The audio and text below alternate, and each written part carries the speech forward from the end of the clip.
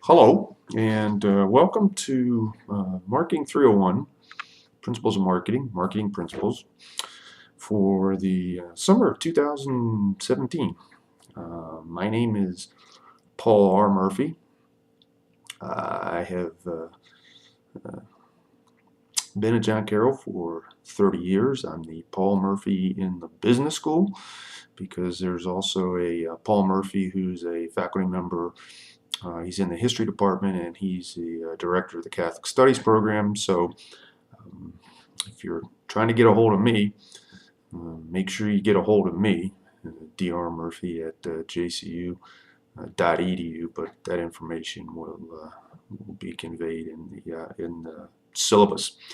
The purpose of this video is just to introduce you to the course, and I'm recording this video about a month before the course actually starts because I'm going overseas for 10 days, and I need to get a few of these videos in the vault. This is the 5th time that I have taught this course online. I've learned a lot by teaching online. I was historically a face-to-face, classroom-based instructor, and 5 years ago, my department came to me and said, we're going to start offering Marketing 301 online because, we've tried to offer it in class in the summer and not a whole lot of people have taken it, and it's been much more successful online than in class during the summer. So one of the things I want to talk about in this video is kind of like the pluses and minuses of an online course, and really from my perspective, the pluses and minuses involve the same concept, and that's the concept of flexibility. The nice thing about an online course is that you can, at least the way I've structured my course is you're going to be able to look at the videos whenever you want. You don't have to show up at an assigned time. You don't have to show up in a classroom. You can be in a different state. You can be in a different country. You can be in different time zones. Doesn't really make any difference. You can do assignments kind of at your own pace. There are due dates.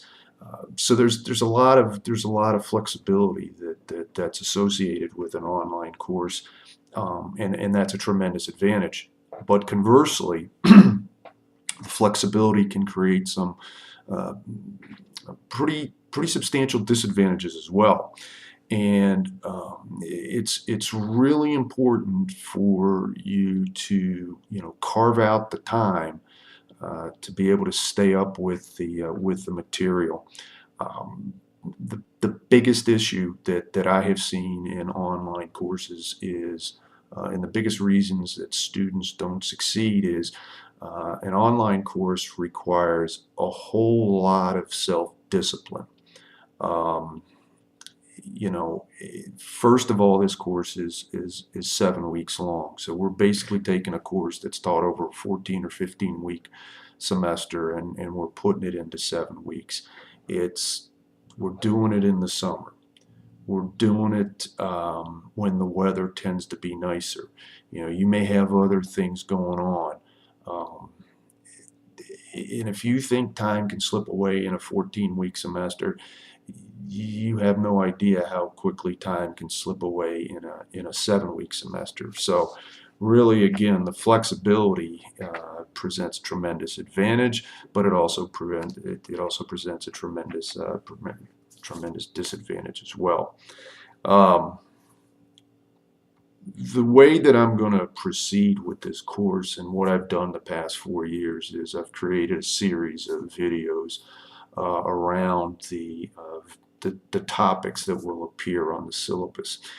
And when I first did this, I was extremely ambitious, and I read a lot of stuff, and I was like, well, all the things say keep the videos short, keep them under 15 minutes if you can, for a variety of reasons.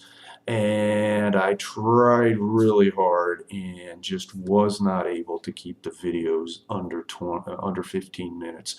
So what I did the second year, first thing I did the second year was, instead of teaching the course in a five-week time frame, I broadened the time frame out to 7 weeks. That helped a lot. But what I also realized is I can pretty much cover the content I need to content in videos that are between 15 and 20 minutes long, closer to 20 for the most part, and there's a couple at the end that go a little longer than 20 minutes. But you know, my whole thing is, I don't want you to, you know, after a while listen to me. I mean, I get tired of listening to myself. So the last thing you want to do is you know, listen to me and see me with the, you know, kind of a low-tech thing with my wonderful webcam that I bought at Office Max. I know that my computer has a built-in camera, but I you know, I bought this webcam and I really like it, so I got to use it. Fourth thing I want to cover is, or the fifth thing I want to cover is, you know, let me know if I have any annoying habits. One of the things I realized the first time I did this course is I had my wife critique some of my early videos, and she absolutely savaged me, and I was terrible. I mean, in part I wasn't looking at the webcam, and I was doing all sorts of, you know, crazy things like that, and, you know, making these really annoying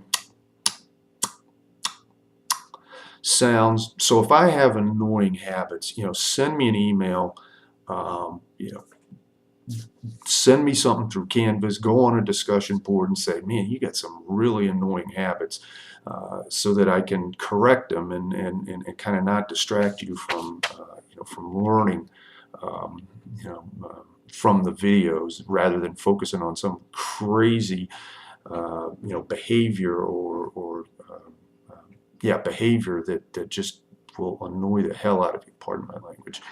I worked in the trucking industry after I got my MBA at the University of Maryland. There I go, smacking my lips again. Not good, Paul.